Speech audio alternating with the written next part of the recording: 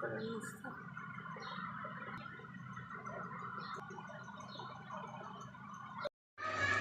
আজকে অনেক দিন পর আবার শাক দিয়ে মাছ ডাকলাম, না থোকা মাছ দিয়ে শাক ডাকলাম। তো এইভাবে শাক দিয়ে যদি মাছ রান্না করা হয়, লাউ শাক, কিন্তু খেতে কিন্তু অনেক মজা লাগে।